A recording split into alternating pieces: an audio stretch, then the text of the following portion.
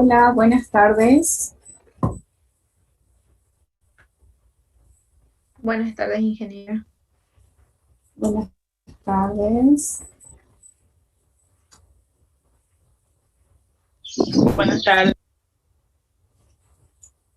Buenas tardes, ¿cómo están? Buenas tardes, Buenas, ingeniera.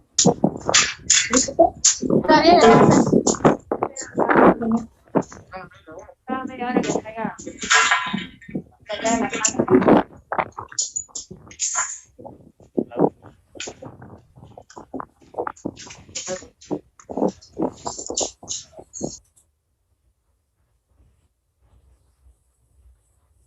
Bueno, entonces vamos a empezar con la clase. Em, Como ya les comenté desde el anterior lunes, esta prácticamente es la última clase antes de su primer parcial. O hasta aquí es el avance. Hay una cuestión. Mm, El anterior semestre no recuerdo exactamente cuántos temas fueron para el primer parcial, pero eh, me estaba comentando Isabel que lo normal es que en el cronograma la parte de siglo ideológico, y que era por lo que yo me estaba molestando la anterior clase, se lo considera para el segundo parcial, pero a mí el cronograma que me dejó el doctor estaba aquí, digamos, en la primera parte. Entonces ahí creo que hubo un pequeño error. Así que creo que ese tema está designado para el segundo parcial. Es decir, en vez de eso, nosotros tendríamos que haber visto directamente esto, evaporación. Y el ciclo hidrológico hubiera sido después de que ustedes den su primer parcial. ¿Se entiende eso? Para la segunda parte. Ahora, yo le voy a informar al doctor de que por alguna razón lo adelantamos. Claro, no le voy a decir por su culpa, ¿no? No, sino o culpa mía también. Entonces le voy a decir, claro, que se mantengan los temas normales para el primer parcial y ese tema del ciclo biológico lo dejemos para el segundo, así como es siempre. Ya, los temas del primer parcial que me está preguntando su compañero serían, de todos modos, no creo que eso cambie, a pesar de que yo le diga que hemos avanzado ya el ciclo hidrológico, pienso que estaría bien mantenerlo como antes. Entonces serían, hemos visto el clima, ¿qué más? Hemos visto también la atmósfera, la humedad, vientos y como quinto sería evaporación y evapotranspiración. Entonces serían esos sí. ¿Les queda claro esa parte?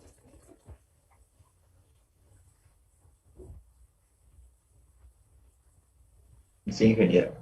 Sí, Sí, ingeniero. ingeniera. Bien, bien. Entonces, yo le voy a explicar al doctor la cuestión, pero obviamente le voy a decir que por alguna razón, le voy a decir que yo me confundí, yo me equivoqué y que ya avancé el ciclo hidrológico. Bien, pero eso debería haber sido para el segundo parcial. Ahora sí, sin más, ya luego ya nos ponemos a charlar, pero ahorita terminemos el tema. A ver, les voy a compartir mi pantalla para que continuemos. Mm, Déjenme que lo busco porque ya lo había cerrado. Estoy ahorita con lo de obras.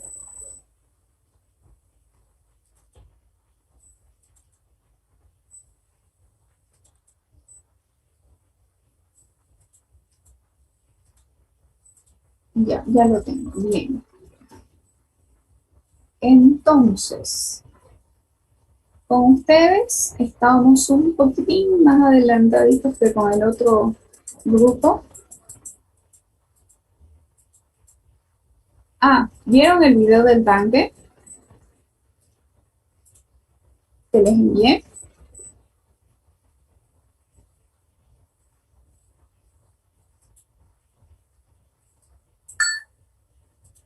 No les voy a preguntar, solamente díganme si sí o no. No es examen.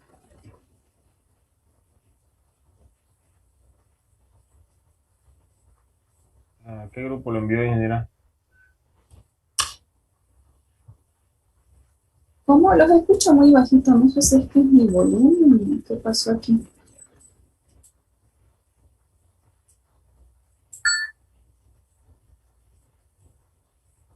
Bueno, para esto ya todo el volumen.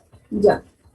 Bueno, si no lo han visto, se los he enviado al grupo, así que los invito a que lo puedan ver.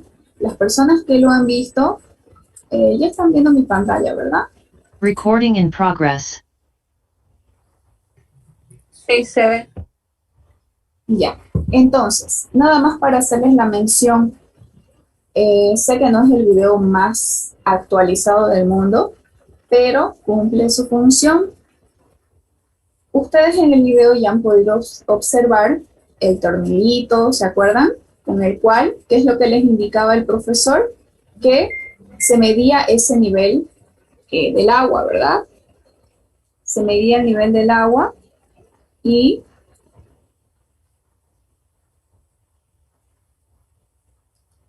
se medía ese nivel del agua a través del tornillito porque es algo que ya tiene mediciones ahí incrustadas, ¿ok? Como las probetas.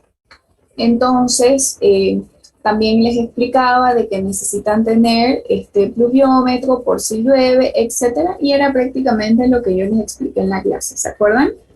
Cuando van y toman las mediciones, al otro día a la misma hora, ¿verdad? Hoy tomamos y mañana también a la misma hora y así.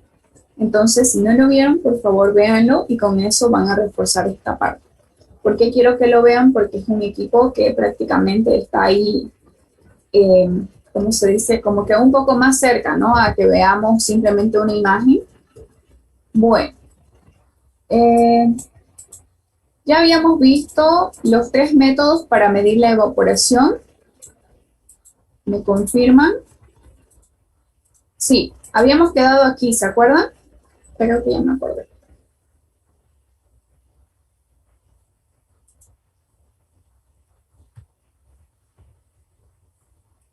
Bien, entonces, empecemos por aquí. Hoy en esta clase prácticamente vamos a ver ya lo que es evapotranspiración.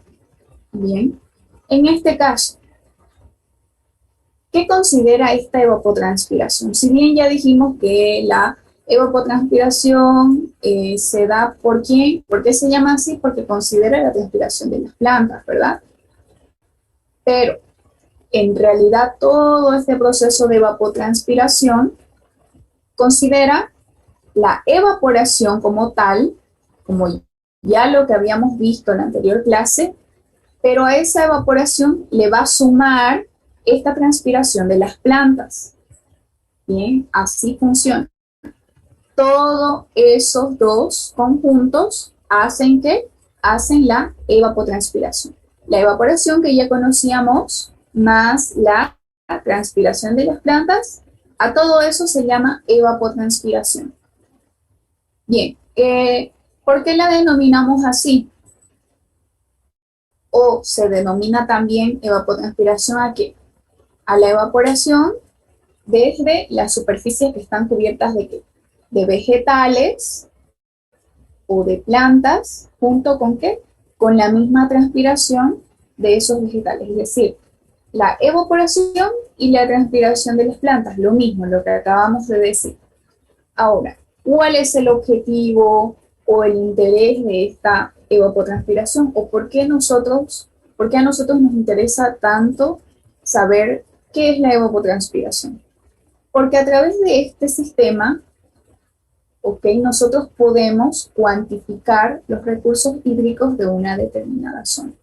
¿Qué quiere decir? Por ejemplo, nosotros, si nos ponemos a estimar esta evapotranspiración, podríamos estimar los recursos hídricos que tiene una cuenca, que es lo que ya vimos, una región, incluso un jardín, etcétera. Entonces, cuantificar cuáles son esos recursos hídricos, saber qué es lo que tenemos en esa zona que estamos estudiando.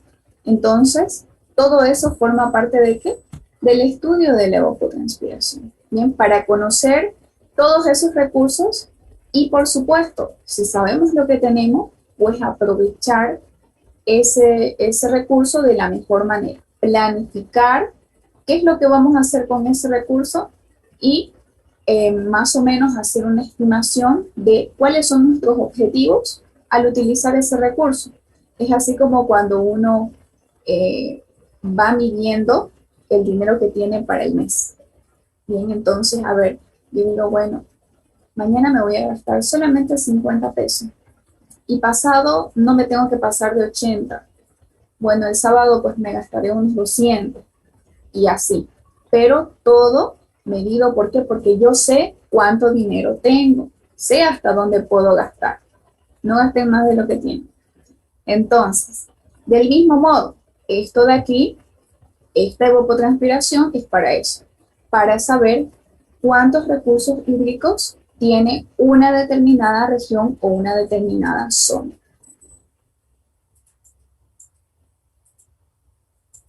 Ahora bien, nuevamente, más o menos enlazado a lo último que les acabo de explicar, primero que todo, conocer todas estas pérdidas de agua mediante este proceso de evapotranspiración.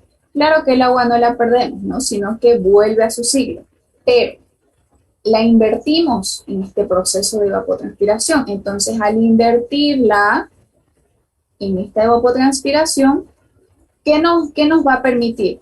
Nos va a permitir un acceso o tener un acercamiento mucho mejor a qué?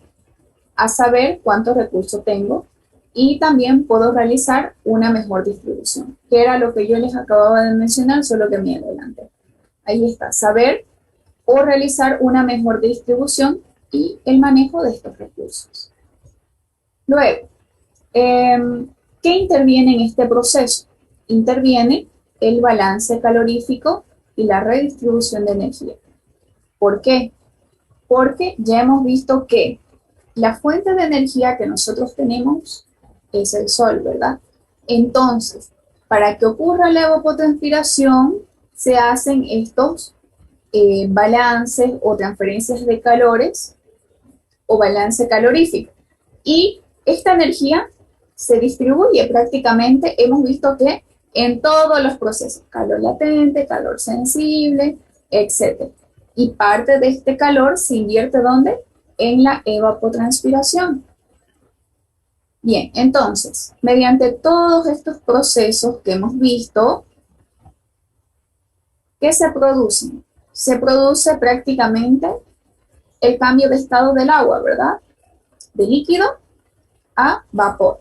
Entonces, esto tiene que ser o tiene que estar regido ¿por qué? Por un equilibrio entre la energía que recibimos y la energía que perdemos.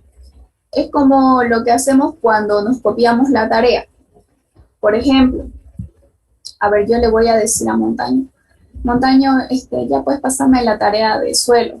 Entonces él me va a decir, Eliana, te paso la tarea si vos me pasas la de hidrología. Entonces es lo mismo. Si nosotros damos algo, también tenemos que recibir algo. Claro que no está muy bien el ejemplo, pero para que ustedes me entiendan. De ese modo también sucede con todos estos procesos. Entonces yo recibo algo y yo también tengo que entregar algo. De eso se trata. Bien. Ahora aquí, ¿se acuerdan que ya habíamos visto los factores que influyen para que se produzca la evaporación? Pues acá prácticamente están los mismos, pero obviamente, ¿qué es lo que se nos ha aumentado? La transpiración de las plantas. Ahora bien, yo no voy a hacer mucha redundancia aquí, solamente de algunas cositas que quiero que ustedes recuerden. Y me van a dar la razón de que esto ya lo hemos visto. Fíjense, aquí, los factores ya lo hemos visto. ¿Se acuerdan que estaban así igual en un circulito? Decía salinidad, tamaño de la masa de agua, el viento, etc. Pero aquí prácticamente tenemos lo mismo, solamente que quizás un poquito más a detalle. Como por ejemplo la humedad. Uno de los factores que intervienen para que se produzca la evaporación, ¿se acuerdan que era la humedad? Bien, nuevamente está aquí, pero ya un poquito más haciéndonos recuerdo a lo que hemos visto. Si tenemos menos humedad en el ambiente, vamos a tener más evaporación. La presión atmosférica, ¿qué quiere decir? A menor presión, de este punto a este punto. Aquí arriba yo voy a tener una menor presión que aquí. Bien, aquí arriba voy a tener menos presión. Y aquí, al tener esa baja presión o menor presión, ¿ok? Voy a tener mayor evaporación. De eso se trata. Y lo hemos visto también, ¿se acuerdan? Ahora el viento. Mientras más viento haya, pues va a haber más evaporación. Entonces, mientras tengamos una mayor velocidad del viento, entonces, eso me va a favorecer para que se produzca la evaporación. El tipo de suelo, de acuerdo a la textura, la estructura, etcétera, y el grado de humedad del suelo. Entonces, fíjense que prácticamente esto es todo lo que hemos visto atrás. Todos esos factores aportan a que se produzca la evaporación. Ahora veamos cuáles son para la transpiración. Como estamos hablando de plantas o de vegetación, entonces, ¿qué vamos a tener? El tipo de planta. No todas las plantas son iguales, son de diferentes tipos. Y por ende, también tienen un ciclo de crecimiento, ¿ok? Y depende al tamaño de las plantas o de la vegetación, ¿ok? Que tengamos en la zona. También una planta que está chiquitita, ¿ok? En su estado de crecimiento inicial, no transpira la misma cantidad que un árbol grande. Entonces, depende del ciclo de crecimiento también en el cual se encuentren estas plantas o la vegetación. Si está en el inicial, en el medio o ya en el maduro. El tipo de suelo y la humedad del suelo también aportan a la transpiración cuán húmedo pueda estar el suelo en el que están las plantas, si está muy húmedo o tiene poca humedad. Eso influye también a la hora de que esta vegetación pueda transpirar. La insolación, ¿qué quiere decir? Quiere decir la cantidad de horas que las plantas reciben la radiación. La cantidad de horas de luz solar, dicho de otro modo. El viento, la humedad de la atmósfera, etc. Entonces, fíjense, más o menos para que ustedes vayan haciendo una diferencia de lo que es la evaporación y la transpiración, ¿ok? ¿Cuáles son las características de cada una de ellas? Pero ambos, los dos, hacen parte ¿de qué? De la evapotranspiración. Eso es importante. Bien, ahora sí.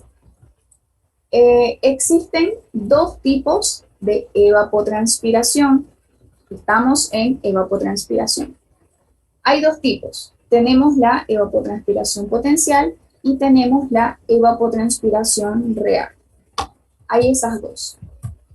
Hablemos primero de lo que es la evapotranspiración potencial. Este concepto, fíjense, viene desde este año, desde 1948, que fue establecido por este señor Charles, que también él tiene ecuaciones muy importantes para el cálculo de todos estos procesos de evaporación y evapotranspiración, que lo vamos a ver más adelante. Ahora, en este año, ¿qué dijo este señor? Dijo, bueno, ¿saben qué? Yo digo que de acuerdo a mis estudios y a todo lo que yo he podido observar, hice mi análisis. ¿Y qué es la evapotranspiración potencial? Es la máxima cantidad de agua que puede evaporarse ¿desde dónde? Desde la superficie de un suelo que esté totalmente cubierto de vegetación, porque estamos hablando de evapotranspiración, no de evaporación, evapotranspiración, ¿ok? Pero este proceso se desarrolla en óptimas condiciones. ¿Qué quiere decir? Quiere decir que aquí voy a tener todos estos factores a mi favor, que me van a ayudar a que mi evapotranspiración esté en óptimas condiciones. Voy a tener menos humedad y por ende más evaporación. Voy a tener una menor presión y por ende más evaporación. Voy a tener unas masas que tengan unas velocidades, masas de viento, masas de aire o masas de viento que tengan velocidades bastante altas, es decir, más viento, entonces, voy a tener más evaporación y así. Así con todas estas características que hemos visto. Las plantas están en un nivel maduro, el tipo de suelo, la verdad es que tiene bastante humedad. Tenemos horas de insolación que me van a ayudar a que se produzca la evapotranspiración, etc. Es decir, las mejores condiciones que ustedes se puedan imaginar. A eso se le llama evapotranspiración potencial. Cuando yo estimo esta evapotranspiración en las condiciones más óptimas, ¿ok? O más perfectas. Ahora veamos cuál es la real. Ya sabemos que la evapotranspiración es la cantidad de agua que vuelve a la atmósfera por evaporación y por transpiración. Es decir, es la suma de ambos. Pero, si yo quiero determinar esta evapotranspiración real, simplemente la voy a determinar bajo las condiciones normales. Por ejemplo, hoy que hemos tenido un clima un poco inestable. Entonces, no es tan favorable para que se me produzca la evapotranspiración, aunque la humedad puede que sí, ¿no? Pero hay otros factores como por ejemplo la radiación, que no ha estado presente durante muchas horas del día porque ha estado nublado y así. Entonces, hay factores que no me favorecen y a eso se le llama evapotranspiración real, a las condiciones normales que tenemos durante el día. Bien, no estoy diciendo que es esta de acá, sino la real a las condiciones del clima o condiciones meteorológicas que hay existentes actuales, o sea, en el presente. Bien, es como cuando nosotros diseñamos una estructura, la diseñamos para las mejores condiciones, ¿verdad? Pero tomamos en cuenta cuáles serían las posibles dificultades que pudiésemos tener. ¿Fallas a qué? Nos puede fallar que la viga, que no sé qué, que otra cosa, algo nos puede fallar. Y todos esos imprevistos lo tenemos que tomar en cuenta. Entonces, lo mismo, de eso se trata. Pudiéramos decir, bueno, a ver, lo mismo, para construir mi represa, voy a tener un suelo medio rocoso, entonces eso quiere decir que me va a ayudar a la estabilidad de mi estructura, voy a tener un río que me dé un gran caudal y esto va a hacer que mi hidroeléctrica, con apoyo de mi represa, genere bastante energía eléctrica. Entonces, esas son mis mejores condiciones. Pero, las reales, ¿cuáles serían? Las reales serían que, en realidad, el suelo donde tengo que construir no está muy apto para eso. Tendré que cambiar una cierta profundidad de ese suelo, reforzarlo y así. Entonces, las condiciones reales son esas. Esa es la diferencia de lo potencial y de lo real en evapotranspiración. Bien, entonces hay esos dos tipos. Ahora sí. Aquí, ¿qué tenemos? Yo les voy a explicar con este esquemita, ¿okay? Lo que ustedes tienen aquí en Código Da Vinci, se los voy a explicar en castellano. A ver, empecemos. Me voy a apoyar de un bolígrafo, un plumón.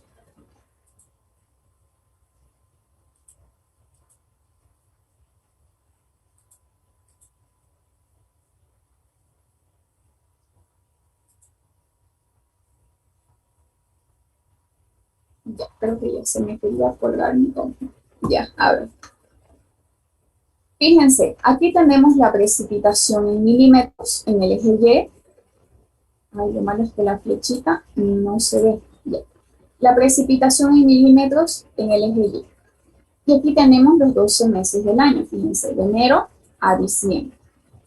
Entonces, ¿qué tenemos aquí? La línea rojita y la segmentada es la precipitación que hemos tenido durante cada mes del año. Bien, entonces la línea roja es lo que me ha llovido en enero, febrero, marzo, abril hasta diciembre. Luego, ¿qué más tenemos? Tenemos la línea verde, esta de acá, que me marca mi evapotranspiración real. Ya sabemos cuál es la diferencia entre lo potencial y lo real.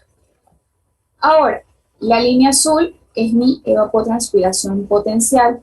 En las óptimas condiciones, fíjense qué alta es, a diferencia de la real. Siempre va a haber esa diferencia entre lo real y lo potencial, porque no están en las mismas condiciones, no han sido medidas en las mismas condiciones. Ahora bien, aquí, fíjense, tengo un excedente de agua. Aquí está, fíjense, en el esquema. ¿Por qué? Porque aquí, en enero me llovió 60 milímetros, en febrero un poquito más. En marzo llegamos hasta aquí y luego así. Pero fíjense, ¿qué cantidad se me ha evapotranspirado? La línea verde. Esa es la evapotranspiración real. Me ha sobrado porque llovió por aquí, pero se me ha ido solamente esta parte de aquí. Me llovió 60, pero se me ha ido 30. Entonces fíjense que aquí en enero prácticamente la mitad me ha sobrado de agua. ¿Qué quiere decir? Que ese de ahí es mi excedente, tal como lo tienen marcado aquí. Pero ¿qué va a pasar? Van a haber algunos meses donde, fíjense, me va a llover menos y prácticamente mi evapotranspiración real está por encima de lo que me va a llover. ¿Qué pasa? Lastimosamente, esta evapotranspiración me va a decir, necesito agua, necesito agua, necesito agua. Pero yo no tengo para darle, ¿por qué? Porque no llovió tanto. Entonces, de algún lado voy a tener que sacar. ¿Y de dónde voy a sacar? De mi reserva. Voy a tener en algún lado almacenado, así como cuando nos guardamos dinero y decimos, no lo voy a gastar, no lo voy a gastar. Lastimosamente a veces llega algún imprevisto y lo tenemos que gastar. Entonces lo mismo sucede. Aquí, en estos meses, fíjense, llovió menos de lo que me va a pedir esa evapotranspiración real. ¿Yo qué le voy a tener que dar? Le voy a tener que dar de donde tengo guardadito. Y eso de ahí, ¿qué es? Es el consumo de la reserva útil. Quiere decir que yo le estoy cediendo algo en mi reserva. ¿Por qué? Porque me está pidiendo con insistencia.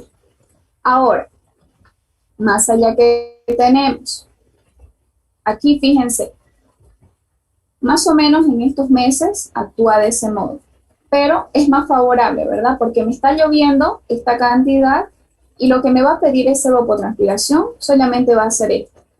Ah, ¿qué quiere decir? Que voy a tener un excedente de agua y ¿qué pasa? Cuando tenemos algo por demás, pues tenemos que guardar para tiempos difíciles, ¿verdad? Entonces, de este excedente, yo guardaré en mi recarga de mi reserva. Voy a recargar esa reserva, ¿por qué? Porque me sobró.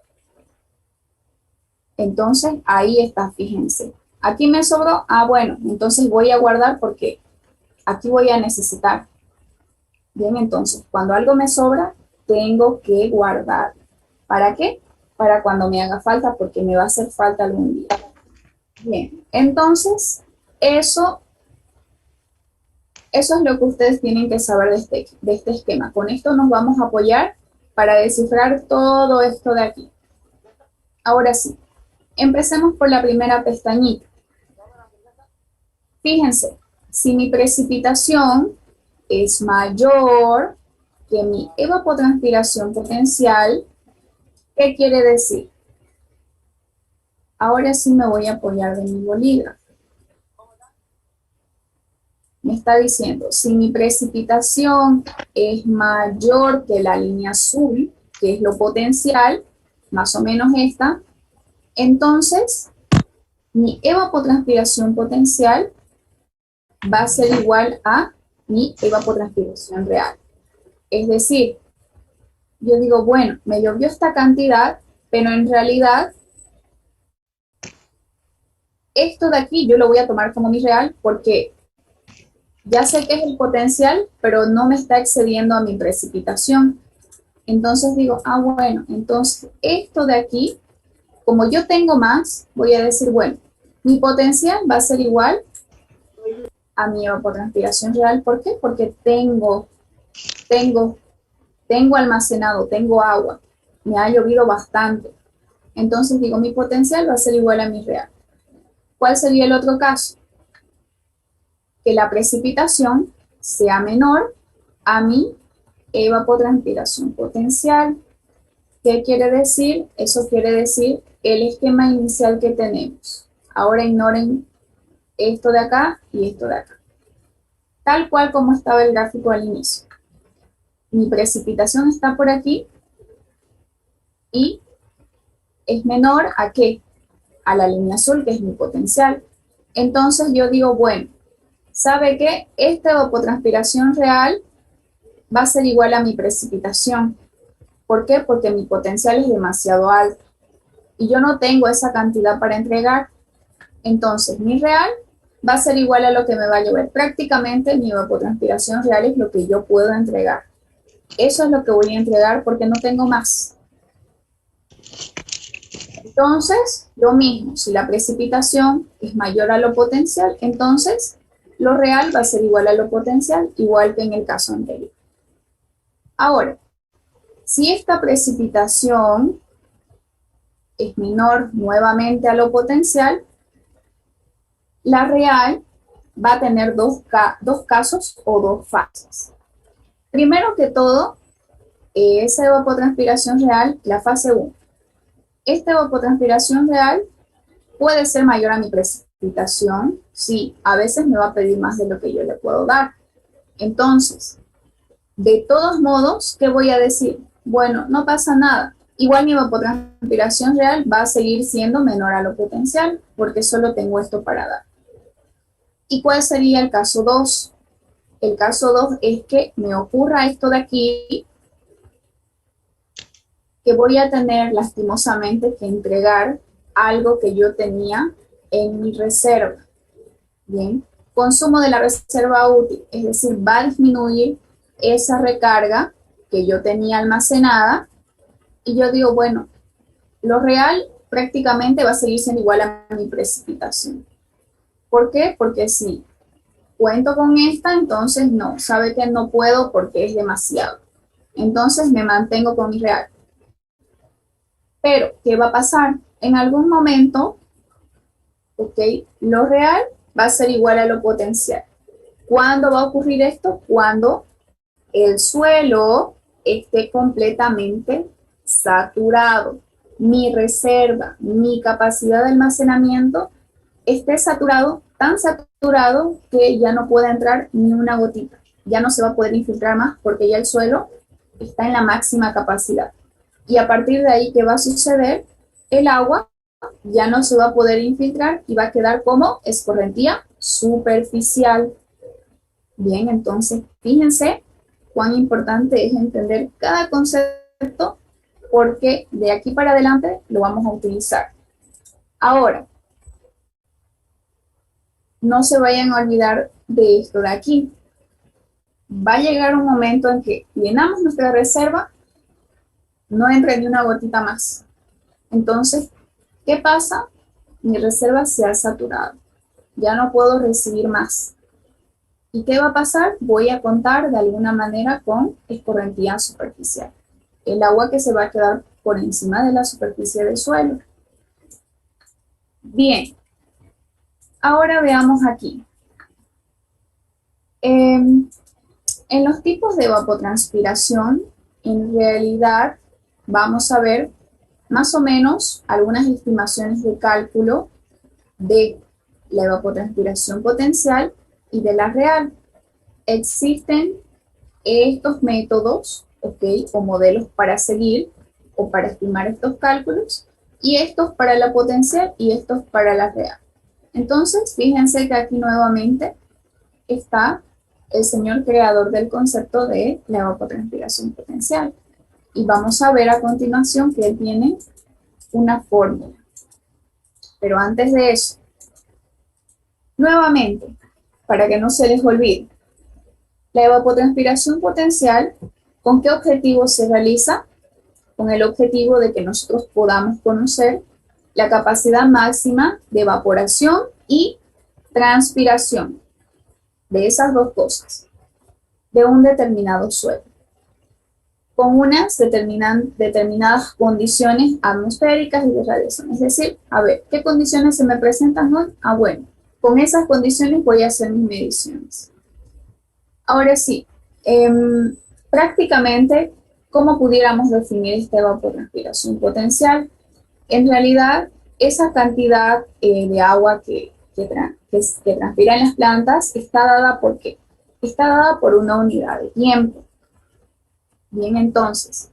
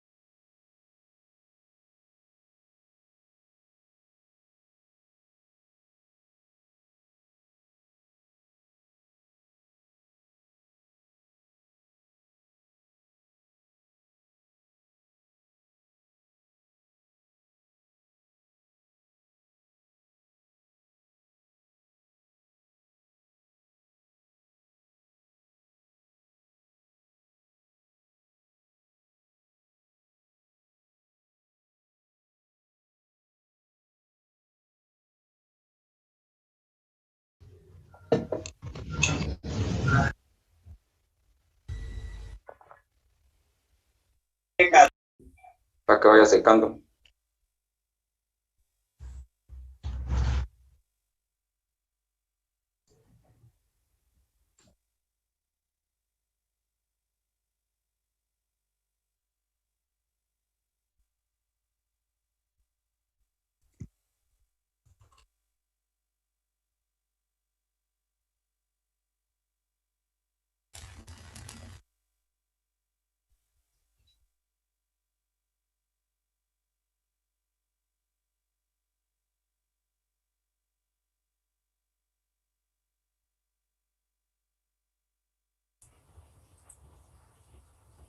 voy a volver a compartir donde nos quedamos.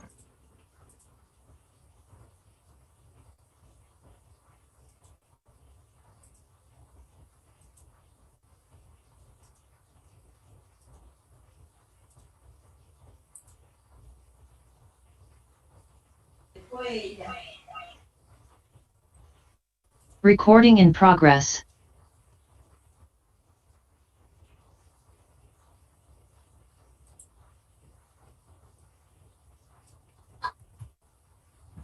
Bueno, les decía, más o menos para estimar la evapotranspiración, las plantas o la vegetación tiene que estar arriba de estos 30 centímetros, ¿bien? Para que sea considerable nuestra evapotranspiración.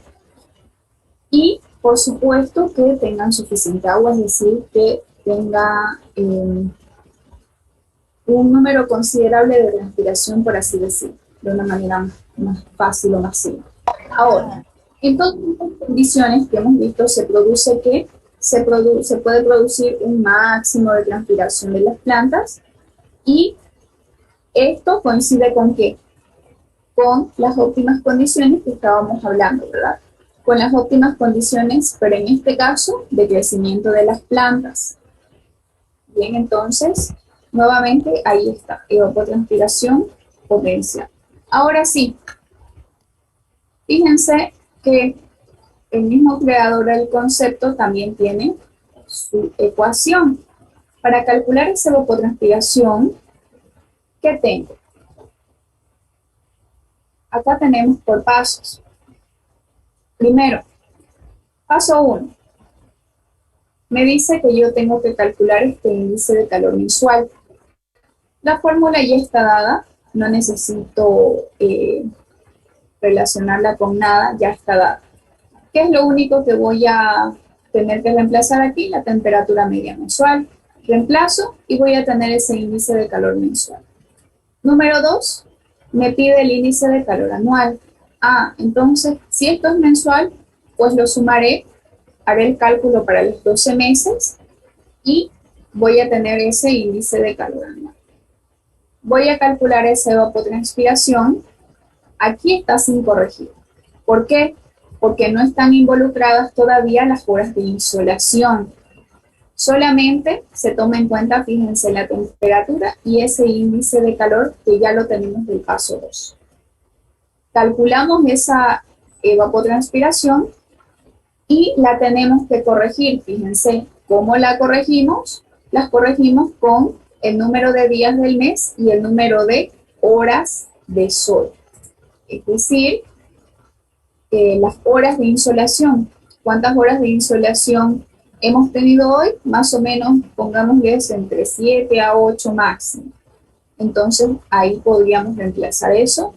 Y si esto es para un mes, bueno, yo lo quiero calcular para unos 20 días. Entonces, ahí en D pongo 20. Y de ese modo podemos obtener nosotros esta evapotranspiración a través de la ecuación del creador prácticamente del concepto de lo que es evapotranspiración potencial. Ahora, el segundo método, por así decirlo, es de Blaney. Fíjense, ¿cuál es la diferencia? Así como para la evaporación estábamos notando algunas diferencias, lo mismo para la evapotranspiración. Bien, este señor Blaney, ¿qué nos dice? Bueno, ¿saben qué? Yo les propongo esta fórmula donde ustedes lo único que tienen que tener es el número de horas de luz al día, es decir, las horas de insolación y las horas de luz al año. Bueno, eso es medio complicado, ¿no? Tener el número de horas de luz al año, pero él me lo pide en la ecuación. Entonces, si yo quiero trabajar con esta ecuación, yo necesito tener estos valores. T es la temperatura, por supuesto que está en grados centígrados, y con esto podemos nosotros calcular o estimar esa evaporación diaria en milímetros. No me está diciendo milímetros por mes, milímetros por día, no. Solamente el valor de la evaporación en milímetros. Ahora, el último, la fórmula de Contact-Net. ¿Qué me dice? Me dice, bueno, yo le propongo que calculen esta evapotranspiración en milímetros por día, es decir, no solamente me va a decir los milímetros, sino también por días, pueden ser por cada mes, por cada año y así, etcétera. ¿Qué es lo que usted tiene que tener para poder utilizar mi fórmula? Tiene que tener la precipitación anual en milímetros, reemplazamos valores y también la temperatura media. Con eso usted puede saber la evapotranspiración en milímetros por día.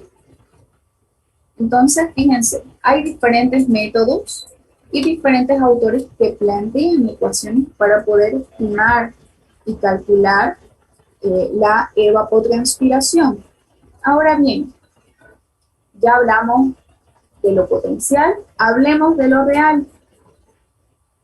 Si se han dado cuenta, en el grafiquito que vimos, de nuestra curva de precipitación y los meses del año, han podido observar que prácticamente lo real, la curvita verde, siempre es menor a lo potencial. Y ya hemos visto por qué. Porque lo potencial está en las óptimas condiciones, no es lo mismo que lo real. Entonces, casi siempre lo real está por debajo de lo potencial. ¿Y a qué se puede deber todo esto? Puede ser a la falta de agua en algunos periodos del año. Sí, lo hemos visto en la curvita. Hay meses donde nos llueve menos y no hay que hacer ahí.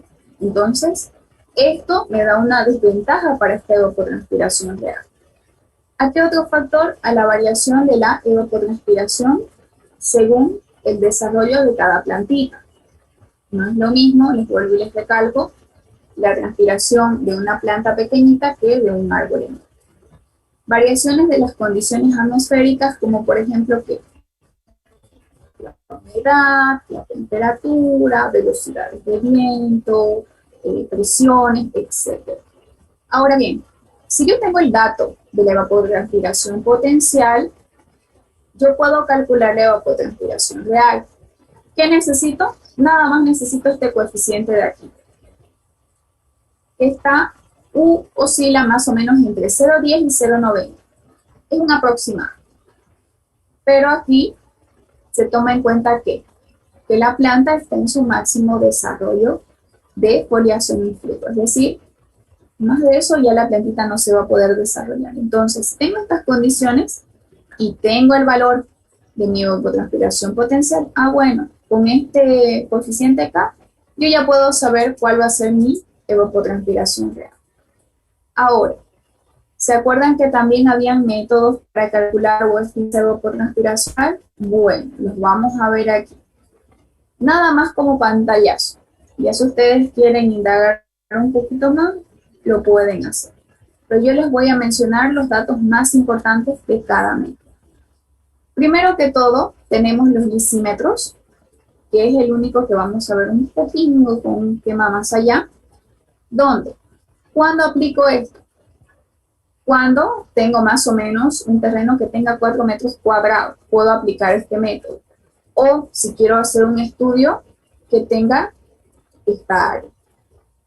Obviamente el área tiene que tener cierto cultivo. ¿Para qué? Para que se den mis condiciones reales. Pero necesito de algunos dispositivos para medir que el agua que le puede ingresar a ese espacio, el agua percolada y el agua sobrante. Ahora, por diferencias de estas medidas, ¿qué obtenemos? El agua evapotranspirada. Así como el tanque, ¿se acuerdan? Necesito saber si va a llover para restarle esa cantidad. O si algún otro factor externo me pudo haber interferido en mi medición ahí en mi equipo, entonces tengo que saber. ¿Para qué? Para quitárselo y así solamente obtener el dato que yo quiero. La sonda de neutrones. Aquí prácticamente en lo que se basa es en que el agua puede absorber estos neutrones. Estos neutrones, ¿qué me permiten? Me permiten evaluar qué contenido o qué cantidad de humedad tiene esa determinada zona. No tiene nada que ver con un compuesto químico ni con algo externo que pueda afectar el suelo o las condiciones del cultivo. Bien, solamente se trata del agua y de la capacidad que tiene de absorber estos neutrones. Se necesita, sí, de un equipo extra, pero si ustedes lo quieren buscar para poder apreciarlo mejor, lo pueden hacer. Ahora también se lo puede realizar a través de un balance hídrico. Y este de aquí, así como hicimos el balance hídrico de una cuenca, de una región, de un embalse, del jardín, también lo podemos hacer para calcular la evapotranspiración real, pero no es muy preciso, así que no es muy recomendable utilizarlo. ¿Por qué? Porque la percolación es muy difícil de medir. Y se van a dar cuenta a continuación. Fíjense, aquí tenemos el primer método, que es el de lisímetros. ¿Qué tenemos que hacer? Tenemos que cavar, fíjense, esta parte, sacar esta parte de suelo, y este método nos dice, bueno, usted tiene que cavar, pero tiene que tener mucho cuidado para no afectar las características naturales del suelo. Pero de alguna manera ya estamos afectando ni bien nosotros ponemos aquí la pala. Entonces, como que medio contradictorio. Pero dice, bueno, hágalo con mucho cuidado. ¿Por qué? Porque necesitamos que este suelo tenga las características iniciales que tenía antes de que usted se ponga a cavar aquí. Y fíjense, vamos a tener precipitación, vamos a tener evapotranspiración, porque aquí va a haber vegetación. Así como en el tanque, fíjense, necesitamos poner aquí un pluviómetro, porque si llueve, ¿qué va a pasar? Aquí, que esto es lo que me interesa, lo que está en este envase, puede ingresar agua y me va a afectar en mi medición. Ahora, esta parte es la que se va a infiltrar y por aquí es la percolación. Entonces, fíjense qué difícil sería hacer estos espacios para saber exactamente por dónde va a pasar el agua para que llegue exactamente aquí. Bien, entonces tiene que estar ese pluviómetro. Podemos hacer ese balance hídrico en el lisímetro. La precipitación puede ser igual a ¿qué? A lo que se me va a transpirar más lo que se me va a infiltrar. Y este aislamiento, prácticamente, ¿de qué se trata? Se trata de medir la humedad del suelo porque es una variación. Entonces, esa humedad, ¿ok?, del suelo, yo puedo estimarla a través de esa variación de mi almacenamiento. ¿Para qué? Para poder convertir esa humedad en simplemente una lámina de agua que yo puedo medirla o estimarla en ¿qué? En milímetros. Entonces, en esto consiste el primer método, que es el método de lisímetros. Es un poco complicado, la verdad, obtener estos valores porque fíjense la dificultad y aparte de que ustedes tienen que saber por dónde se podría percolar mucho más fácil el agua para poder obtener esa muestra. Bien, en eso consiste ese método. Ahora, eso era todo lo de evapotranspiración real. Volvamos otra vez a lo potencial que tenemos aquí. Si nosotros queremos medir la evapotranspiración potencial, por ejemplo, a través del riego, ¿qué debemos hacer? Si yo quiero medir la evapotranspiración potencial de mi jardín, yo voy a hacer que el suelo de mi jardín esté en óptimas condiciones de humedad. Es decir, le voy a regar, ¿okay? Voy a echarle agua. ¿Para qué? Para que esté en las mejores condiciones u óptimas de humedad. Y el cálculo simplemente lo hago como despejando esa evapotranspiración potencial. De aquí despejo esto, ya sé cuánto me va a llover, ya sé cuál es el caudal que yo le voy a poner al suelo o ese riego y ya sé cuánto se me puede infiltrar. Ahora aquí, ¿qué va a pasar? Fíjense en esta ecuación, no va a haber almacenamiento, ¿por qué? O variación de almacenamiento, ¿por qué? Porque yo estoy diciendo que tengo las óptimas y perfectas y mejores condiciones. Entonces no hay variación, el suelo está completamente saturado. Ahora, el método que acabamos de ver es un poco difícil realizarlo o que yo diga, bueno, ¿saben qué? Vamos a hacer el análisis de la evapotranspiración real con el método de lisímetros para toda mi quinta. No, no se utiliza así. ¿Por qué? Porque si se dan cuenta, es bastante complicado no solo adaptar esa zona para poder cavar y poner dispositivos, etcétera, saber por dónde se va a percolar el agua y así sucesivamente. Y no en toda la zona voy a hacer eso, no voy a estar cavando y midiendo y haciendo lo otro es bastante complicado, entonces no es tan aplicable, pero existe. Así que sí se aplica en algunas zonas, pero es un poco complicado de utilizarlo. Entonces, hay ocasiones donde se puede utilizar ese balance hídrico como algo experimental, bien, no como algo fijo. Podemos hacer el método de metros en una parte o en una pequeña área, y en otra área podríamos hacer un balance hídrico y hacer unas comparaciones. Ahora, aquí, si nosotros vamos a realizar estas mediciones, pues también tenemos que ser conscientes de que tenemos que medir ¿qué? Precipitaciones, porque nos van a afectar a la hora de tomar las mediciones. Si tengo escorrentía superficial, lo tengo que saber también.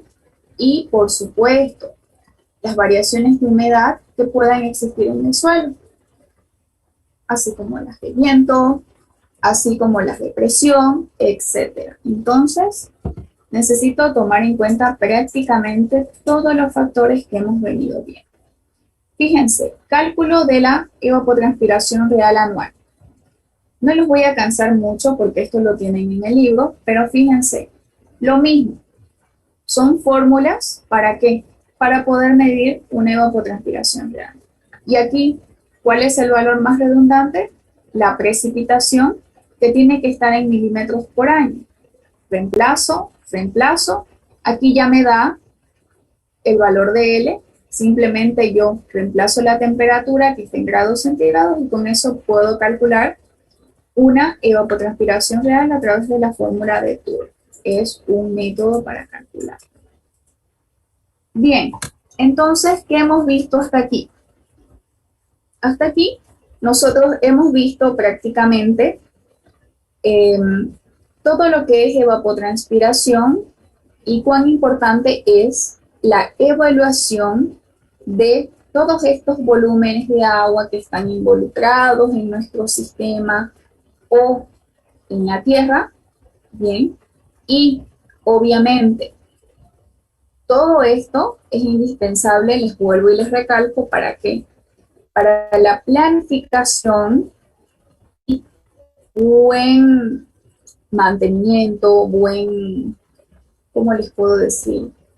Se me fue la palabra, buena distribución, ¿ok? De todos estos recursos hídricos, ¿bien? Y esto de aquí lo deberían llevar también los de ingeniería ambiental. ¿Por qué? Porque ellos también están involucrados en esta parte. Pero cuantificar todos estos procesos o específicamente evapotranspiración nos puede ayudar sobre todo en la parte de los cultivos para saber cuánto de recursos tenemos, cuánto podemos gastar y cuánto tenemos que guardar para tiempos difíciles. Bien, entonces fíjense cuán importante es estimar esta evapotranspiración. Bien, y de eso se trata lo que hemos visto. Ahora les voy a compartir el ejemplo que les había prometido, donde vamos a ver el cálculo de la evaporación con los métodos, algunos de los métodos que hemos visto en la anterior clase.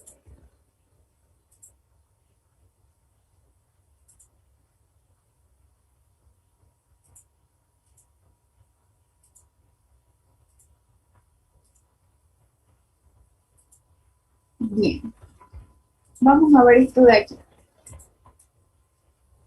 Esto de aquí es la evaporación en Santa Cruz, de aquí, de donde nosotros vivimos. Así que les va a gustar. Bien, ¿qué es lo que vamos a ver? Obviamente, todo esto ha sido procesado, analizado, calculado por el doctor Francisco García Gutiérrez. ¿Okay? Para que no digan que yo les dije que yo lo hice. Lo hizo el doctor con sus muchos años de experiencia que tiene. Ustedes saben que es uno de los docentes más reconocidos de la universidad por esta por esta misma razón, porque él ha participado en varios estudios que se han realizado aquí en Santa Cruz y en varios trabajos que se han realizado en conjunto con la alcaldía, todo lo que tiene que ver con el río Piraí, etc. Entonces, él ha realizado todas estas estimaciones. Bien, tenemos la evaporación. Esto es lo que vamos a ver. Vamos a ver, primero que todo, cuál es la radiación neta sobre la superficie. Vamos a ver el método de balance de energía que vimos en la anterior clase y vamos a ver el balance aerodinámico. Claro que yo no les voy a decir, bueno, paso 1, esto lo suman con esto, no. Simplemente yo quiero que ustedes vean y analicemos los valores que han sido resultado de todo este trabajo y de todos estos datos. Bien, acá tenemos las mediciones. Fíjense, tenemos datos de precipitación, de temperatura, humedad relativa, presión atmosférica, punto de rocío, tensión de vapor. ¿Cuántos han sido medidos? Fíjense, de este año a este año de aquí. Con esos valores o con esos datos han sido calculados todas las estimaciones que vamos a ver. ¿Y cuál es el tipo de datos? Son diarios y también son horarios. Entonces, fíjense, de enero a diciembre tenemos precipitación, temperatura, temperatura diaria, temperatura medio ambiente, etc. Todos estos valores de aquí para todos los meses del año. Es decir, para los 12 meses. Aquí tenemos la radiación neta sobre la superficie. Estos son los valores que vamos a necesitar. Yo los invito a que ustedes puedan observar esta parte de acá del albedo y que ustedes puedan indagar un poquito más cuando el albedo se utiliza en 0,1 y cuando se utiliza en 0,05, por ejemplo. ¿Qué es lo que vamos a ver ahorita? Vamos a ver las diferencias, pero ustedes pueden investigar por qué es ese valor y por qué es el otro valor. Simplemente yo les quiero mostrar el esquema. Si es que quieren saber un poquito más y por qué. Si no, bueno, pues ahí nomás. Entonces, tiene que ver el albedo. Tenemos las variables de radiación incidente, insolación, la latitud, obviamente, la latitud de Santa Cruz, fíjense, aquí un poquito más exacta. Diferentes presiones. ¿Qué vamos a hacer? Cálculo de la radiación neta, ¿en función de qué? En función de la radiación incidente y la radiación la radiación reflejada, perdón. La radiación incidente, fíjense, es en la alta atmósfera y la otra es la radiación reflejada ¿de qué? De onda larga. Así que uno de los dos valores del albedo es para una cosa y el otro es para la otra. Una cosa es una cosa y otra cosa es otra cosa. Ya. Aquí están, fíjense. Bien, tenemos la tablita aquí y tenemos todos los valores, fíjense. La insolación en enero, 0,51. En febrero, 0,50 y así sucesivamente. Las horas de insolación aquí no están en horas, obviamente, están en un cierto porcentaje. En enero, 51%. En febrero, 50%. La radiación incidente. La radiación está en watts por metros cuadrados. Esta de acá. Tenemos la presión de vapor, la presión atmosférica. Todos estos son valores que han sido medidos por una estación meteorológica. Temperatura del aire, etc. Entonces, fíjense. Tenemos la radiación neta para este valor, que es uno de estos de acá. La radiación incidente en función de qué, habíamos dicho, de la alta atmósfera, y la otra es la radiación de onda larga. Entonces ya les dejo el trabajo de que ustedes investiguen cuál es el de onda corta y cuál es el de onda larga. Entonces, aquí ustedes tienen para para ambos, onda corta, onda larga, cualquiera sea el de los dos. Están acá los cálculos estimados, obviamente no está la fórmula como yo les decía, esto suma con esto, no. Ya están los cálculos. ¿Qué es lo que nosotros vamos a verificar aquí? Vamos a verificar cómo se comporta la radiación neta en Santa Cruz. Fíjense, tenemos la de onda corta y onda larga, que son estas dos, y también tenemos una media, obviamente, que es la línea verde. Pero, en general, vemos que más o menos tienen el mismo comportamiento. Y para el mes de enero, fíjense, más o menos está entre 200 y 250 watts por metro. Sí, watts por metro cuadrado. Entonces, en el mes de febrero está casi 250. Pero fíjense cómo va descendiendo y en el mes de junio prácticamente la radiación que nosotros recibimos es bastante baja. De junio vamos subiendo a julio, agosto, septiembre un poquito bajamos, pero fíjense, en octubre, noviembre y diciembre nuevamente está casi como aquí al inicio. Y sí, eso lo podemos notar. ¿Quién no ha hecho materias en verano, en febrero, cuando hace demasiada calor?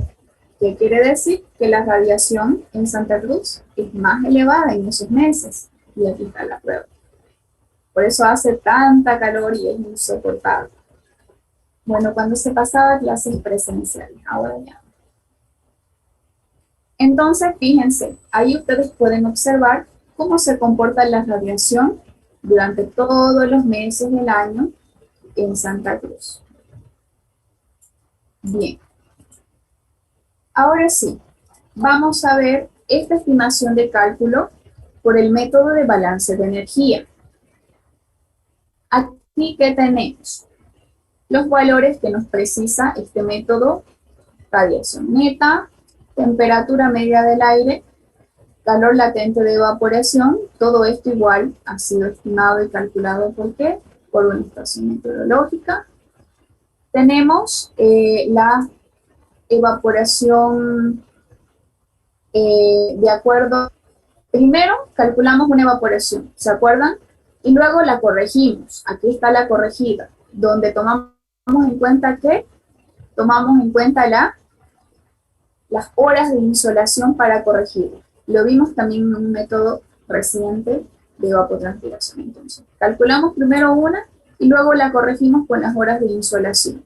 Ahí está la insolación y la corregida. Entonces, es así como nosotros podemos obtener, por ejemplo, aquí está en milímetros por día, pero no hay problema. Yo los días lo puedo convertir a mes y ya tengo la evaporación en milímetros por cada mes. Entonces, en el mes de enero, 133 milímetros se me ha evaporado. En el mes de febrero, 107, en el mes de marzo y así sucesivamente. Por supuesto, también, fíjense, enlazando lo de la radiación, fíjense que en el mes de junio es en el mes donde tenemos un valor bajo de evaporación también. ¿Por qué? Porque no tenemos tanta radiación que nos ayude a que se pueda producir la evaporación. Ahora veamos el siguiente, el método de balance, el método aerodinámico, ¿ok? El cálculo de evaporación o balance aerodinámico. Fíjense y recuerden que ese método tomaba en cuenta que la velocidad del viento, ¿se acuerdan? Y tomaba en cuenta más variables, muchas más variables que la primera de balance energético. Ahora bien, lo mismo. Primero está calculada esa evaporación en milímetros día, pero yo la puedo convertir para cada mes, sí.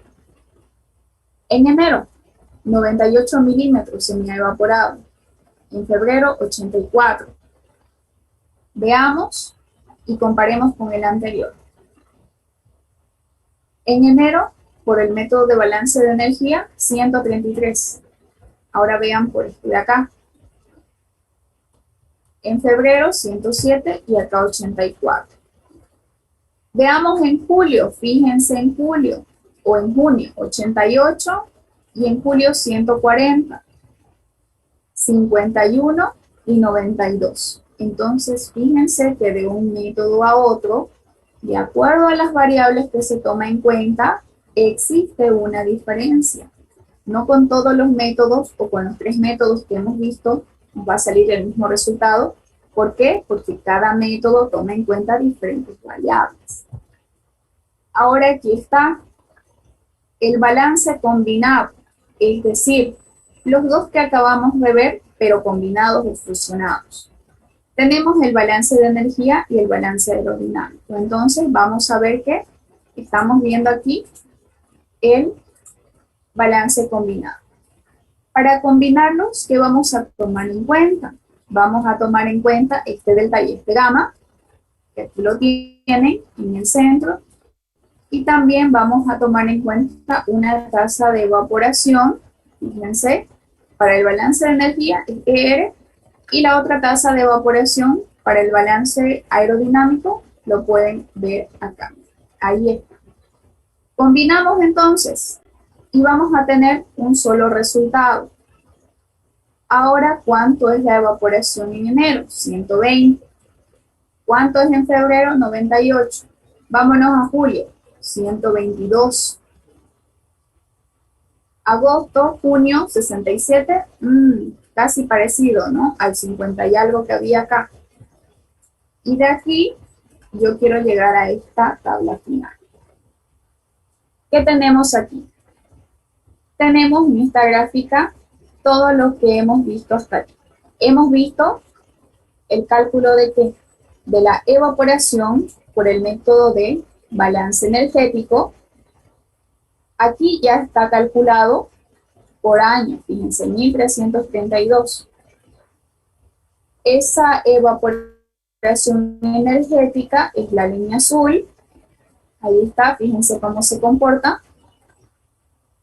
Tenemos la siguiente, que es la aerodinámica, por año, 1448 milímetros. La aerodinámica es la línea roja, se comporta de ese modo.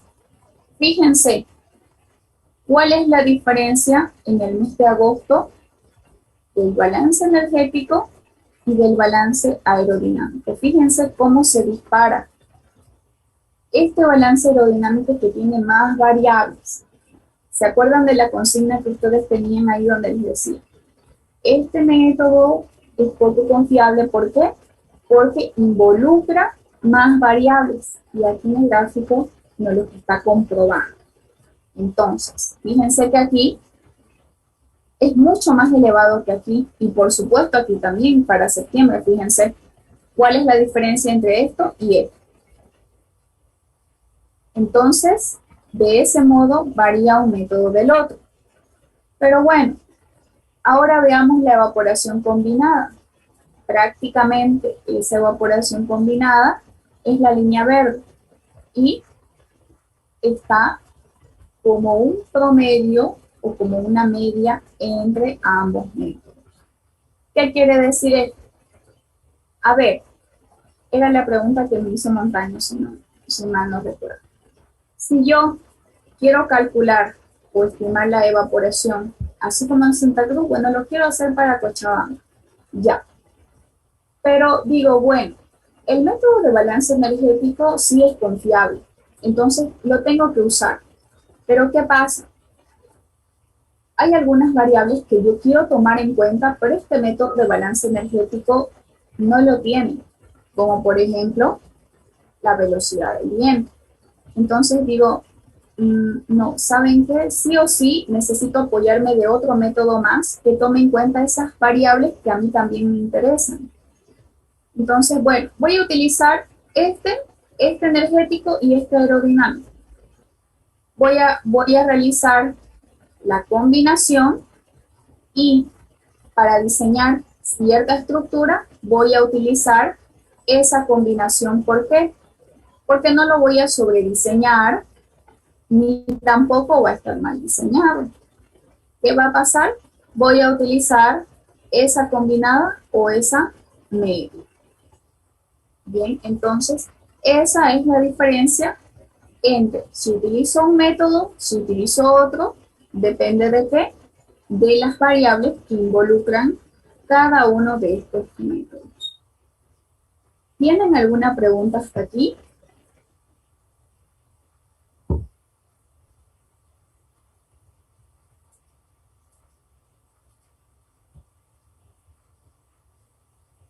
Si no Ingeniero, una tienen pregunta. preguntas, ¿sí? ¿No? Entonces, la, perdón, la evapotranspiración real, bueno, lo que entendí siempre, o en la mayoría de los casos, es menor a la evapotranspiración potencial.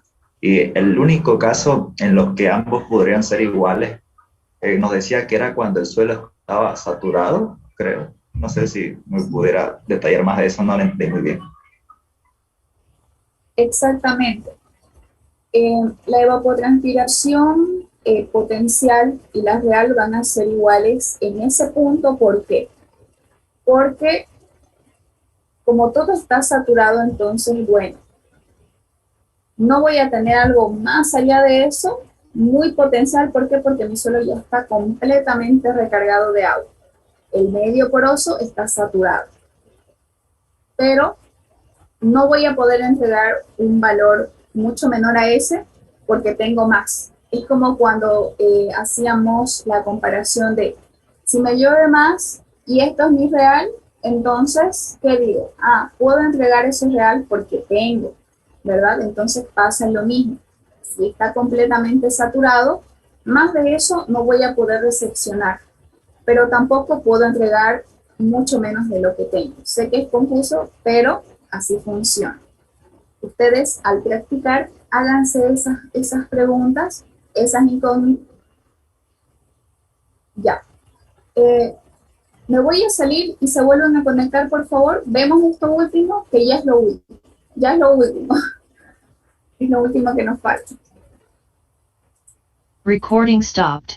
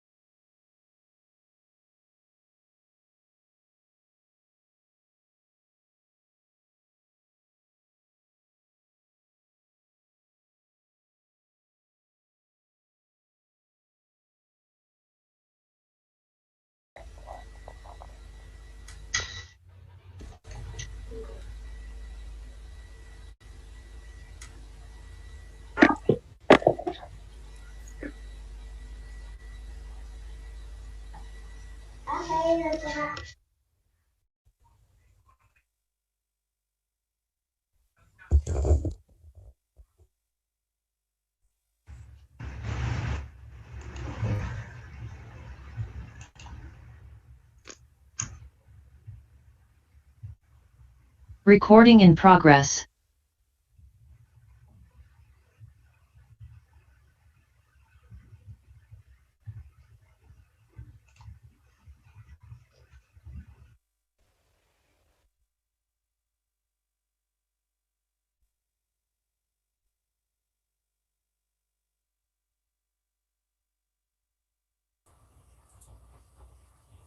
Bien, entonces con esto terminamos.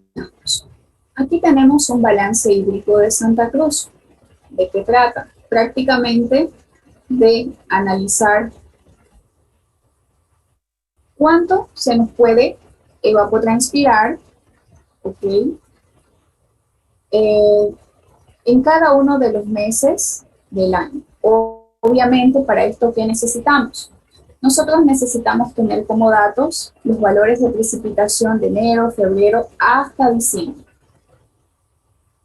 También quizás nos puedan dar también este valor de evapotranspiración potencial. Todos esos valores. Lo máximo que se me puede evapotranspirar es esto de acá. Bien, entonces, para iniciar mi análisis, ¿qué voy a tomar en cuenta? Yo voy a tomar en cuenta, número 1, cuál es la capacidad del suelo que tengo, de la zona donde estoy analizando. Entonces, esa capacidad de almacenamiento de mi suelo es 70 milímetros. Más de eso no puedo tener. Era lo que me preguntaba Montaña. 70, esa es mi capacidad máxima. Si tengo 71 milímetros, ese uno que me sobra ya no va a entrar aquí porque ya no puede recibir el suelo. Se va a quedar por arriba de la superficie. Bien, entonces, una vez que sé mi capacidad máxima, que esto por defecto es un dato, no es algo que ustedes tengan que calcular. Esto de acá es un dato, es una estimación ya realizada. Yo tengo que elegir dónde voy a iniciar a hacer mi análisis. En este caso, debo elegir los meses más secos del año. Los meses más secos, por ejemplo, en Santa Cruz, son agosto, septiembre y octubre. Yo puedo elegir iniciar mi análisis en agosto y va a estar bien. En septiembre, igual. Pero aquí se ha decidido iniciar en octubre. Por eso está remarcado con amarillo. Entonces, a partir de este mes, voy a ir hacia adelante. ¿Qué quiere decir? Si yo digo inicio en octubre, no voy a irme acá. Ah, bueno, en enero, a ver, ¿cuánto es mi reserva? No. Desde aquí, desde octubre. Hago octubre, me apoyo en septiembre, calculo octubre, con octubre calculo noviembre, con noviembre calculo diciembre y con diciembre calculo enero. Entonces así, todo va enlazado. Bien, ¿qué es lo que interesa de aquí? Me interesa saber cuánto yo tengo de reserva cada uno de esos meses del año. La variación de reserva es prácticamente cuánto se me va y cuánto me queda, pero me interesa saber cuál es esa reserva que yo tengo en el suelo, almacenado durante enero, durante febrero, durante marzo y así sucesivamente, independientemente cada uno de los meses. Entonces, aquí en la reserva es donde me puede afectar que esto de acá, la capacidad máxima de almacenamiento que tiene el suelo.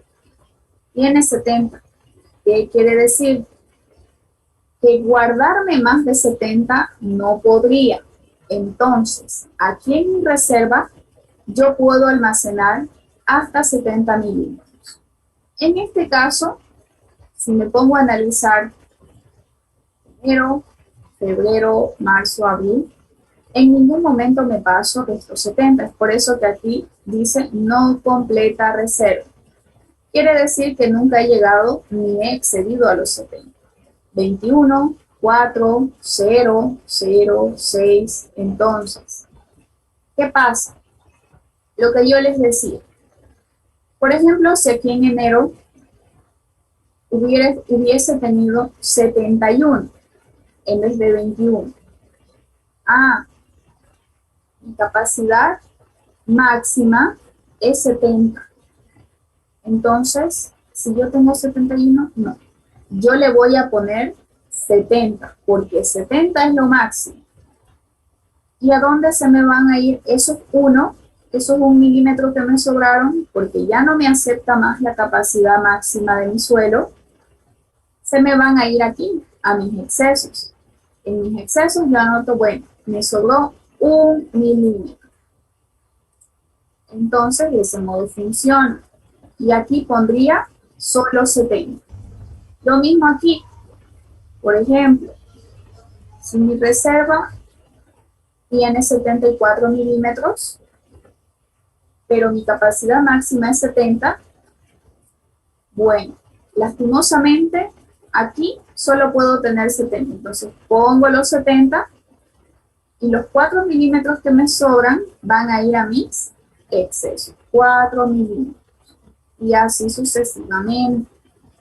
Ahora, también vamos a tener déficit. ¿Qué quiere decir? Lo mismo de la curvita que teníamos, ¿se acuerdan? Donde yo les decía, lastimosamente algunos meses vamos a tener que sacar de nuestro guardado, de nuestra reserva. ¿Por qué? Porque lo que nos ha llovido no nos va a alcanzar.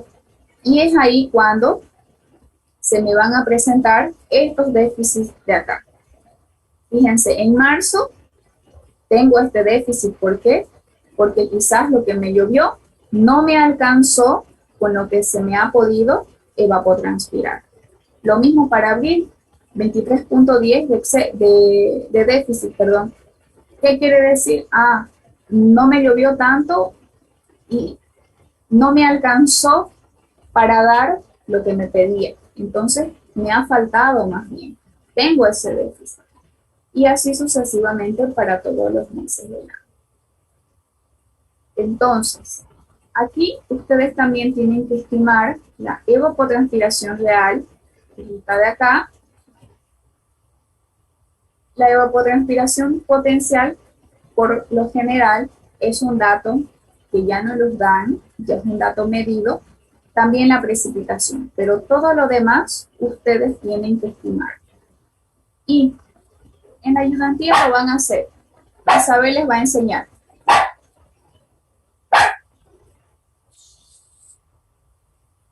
Isabel les va a enseñar paso 1, hagan esto. Paso 2, hagan esto. Así que no se preocupen por eso. Pero ¿qué quiero que sepan ustedes hoy en la clase? La teoría. ¿Cómo funciona? ¿Qué tengo que tomar en cuenta? ¿Cuáles son los meses más secos del año? ¿Qué hago si tengo un déficit? ¿Qué hago si tengo un exceso? ¿O qué significa mi exceso? ¿Qué significa mi déficit? Con eso. Porque con esto ustedes van a poder hacer el ejercicio, sin esto no van a poder hacer. ¿Bien? Y se van a dar cuenta que son simples sumas y restas y comparaciones. Es lo más fácil. Bien, hasta aquí.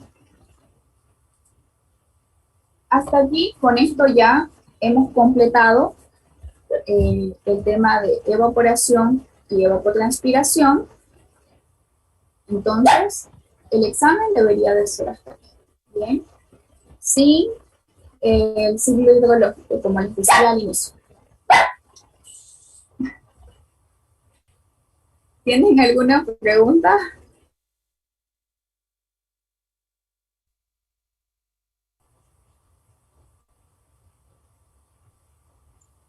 Hola, ingeniera. Sí.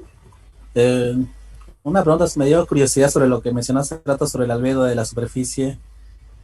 ¿Qué pasaría si lo que es la radiación de onda corta, no sé, sumara o restara o sería nula a la radiación de onda larga? ¿Cómo nos afectaría aquí a la superficie de la Tierra? No entendí la pregunta, perdón. Se escucha muy bajito.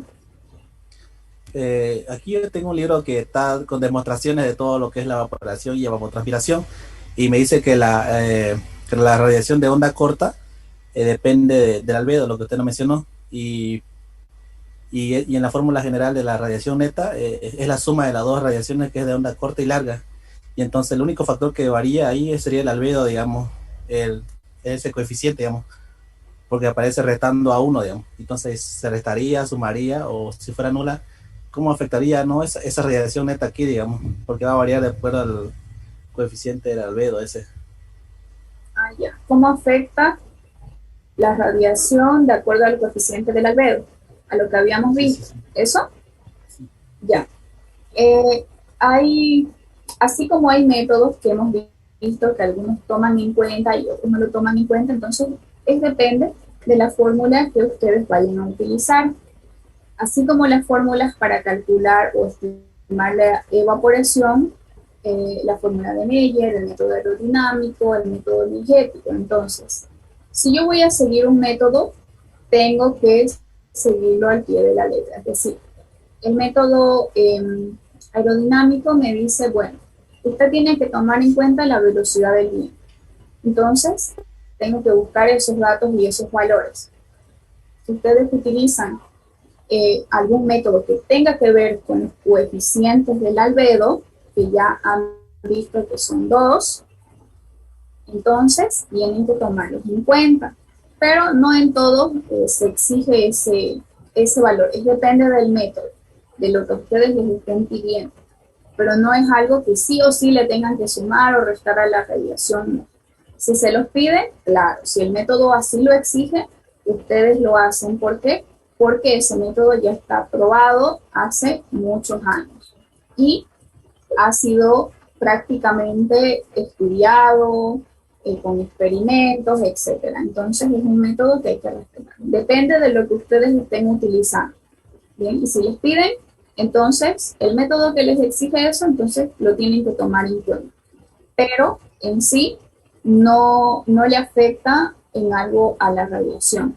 Si le aumento o le resto, no. Si el método me lo pide, lo hago, pero si no, no pasa nada.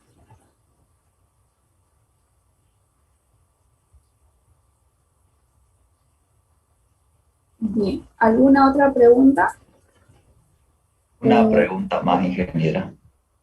¿Ya? Sobre los excesos que hablábamos, hacia dónde se van esos excesos. ¿Se van por escorrentía o dónde más podrían irse? Sí, prácticamente los excesos es la escorrentía. Se quedaría ya sobre la superficie, ¿verdad? Como escorrentía superficial. Ya si fuera escorrentía subterránea, no fuera un exceso, porque ya eso habría alimentado prácticamente nuevamente la capacidad del suelo.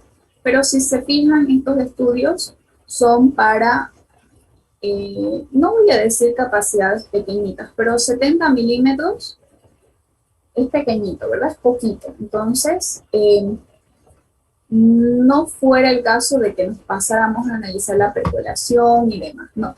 Simplemente ese exceso puede quedar ahí como escorrentía superficial. Está correcto. Gracias, Ya, ingeniero. uno de sus compañeros dice, fijó fecha de examen. Sí, ¿no? De examen. El doctor Creo que quiere decir, ¿fijó fecha el examen el doctor? Ya, bueno. Le faltó arrocito a su almuerzo, por eso escribió así, ya. No hay fecha todavía.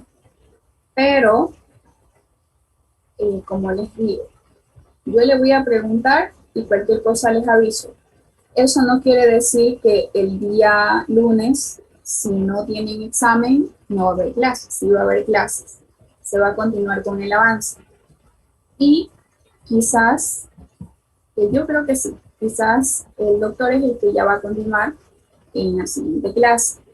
Así que él les va a decir, les va a dar y les va a decir qué día van a dar el examen. Pero, por ejemplo, no creo que sea de una clase a otra. Podría ser el otro miércoles. Es decir, claro, con él si es que pasan, van a pasar el lunes. Ya los estoy chupando. Les diría el miércoles o quizás les diría, bueno, de este lunes que viene al siguiente. Pero las clases que quedan entre semanas las van a pasar porque van a continuar con el avance. Bien, pero sí les va a dar, imagino yo, un tiempito para que ustedes se puedan preparar para el examen.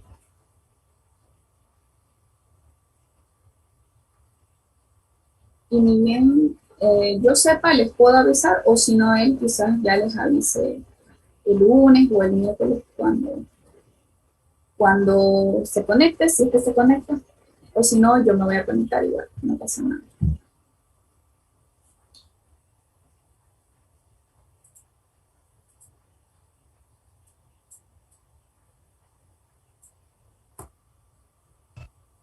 ¿No hay más preguntas?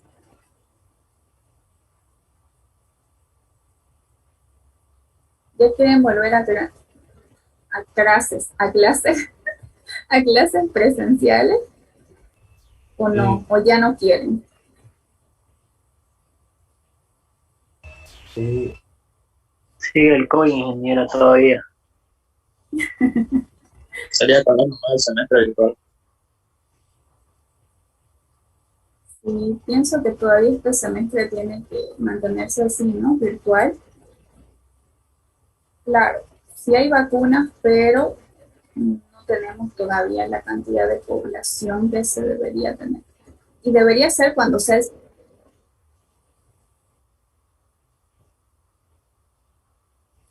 Ah, eso sí, sí es importante, no es lo mismo virtual para nada. Así que sí, debería de ser. Bueno, veremos qué pasa.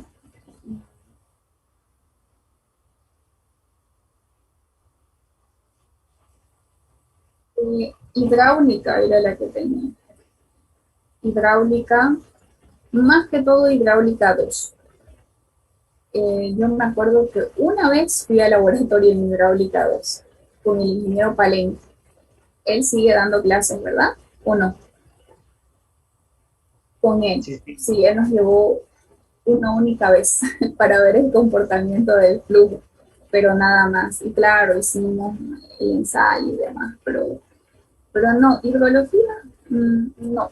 Pero sería magnífico porque hay universidades que tienen, por ejemplo, lo que van a ver más adelante, que parte de que de conocer los equipos de medición de la precipitación. Como ya hoy todo es más moderno, entonces nada más una estación meteorológica puede ser simplemente como una antenita, así, donde tenga todos los equipitos que se necesita para medir el pluviómetro, la cantidad de insolación, la dirección del viento, si han podido ver eso, esas como paletitas o hélices que hay en algunos puntos, eso nos marca la dirección y la velocidad del viento. Entonces yo recuerdo que el anterior semestre encontré un video que les había mostrado también a los alumnos, donde una estación meteorológica era prácticamente así, donde tenía todos los equipos y así. Ya no se necesita un cuarto para que esté el fluiógrafo, otro cuarto para que esté otra cosa que tenga la evaporación, etc. Entonces sería muy, muy, muy bueno tener en la universidad, pero lastimosamente es soñar, ¿no? Es soñar. No creo que lo podamos tener a corto plazo.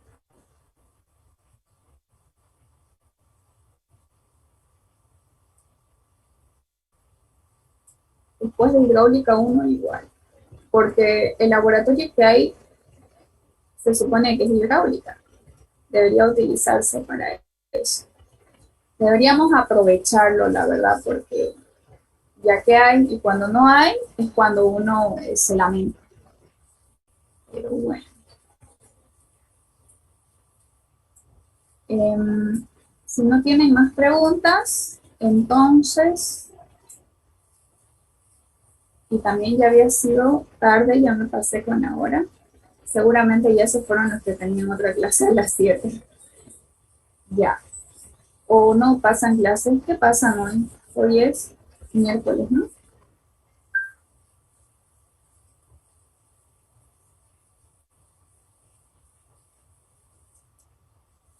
Bueno, entonces si no tienen más preguntas, nos vemos mañana con los de la ayudantía y con los demás quizás nos veamos el día lunes, y si no nos vemos el día lunes, pues ya después quizás en la siguiente materia, que sería SAMI 2, si es que así lo permite el destino, si es que así lo permite. Bueno, entonces nos vemos la siguiente clase. Si no nos vemos, igual yo les voy a estar avisando del examen, o Isabel les va a avisar, así que no se preocupen que todo va a ser con tiempo, pero eso no quiere decir, les repito de nuevo, que necesiten ustedes fecha de examen para ponerse a practicar. ¿Cuál es la alerta ahorita? La alerta es que ya hemos concluido el avance para el primer parcial. Entonces la fecha no interesa porque puede venir en cualquier momento. Mañana a las 4 es la ayudantía. Bueno, entonces los dejo porque ya es tarde. Cuídense mucho, vayan a vacunarse, no sean como yo que todavía no me he ido a vacunar porque tengo miedo que me dé fiebre y todo eso. Porque como doy clases todos los días, no me quiero sentir mal y cancelar las clases. Estoy esperando al viernes, ya que sábado no hay clases. Así que vayan a vacunarse, es importante. Bueno, chicos, entonces me despido, cuídense mucho. Deseo que les vaya bien en su primer parcial y espero que así sea. Y seguramente voy a estar ahí acompañándolo al doctor. Y no me decepcionen, espero que les vaya bien y que respondan como hemos aprendido en la clase. Voy a estar ahí yo así, haciendo así por ustedes. Ya, cuídense mucho, hasta luego, que les vaya muy bien. Chao, me despido, hasta luego. Hasta luego, Inge. Luego. Hasta luego, Inge. Recording stop.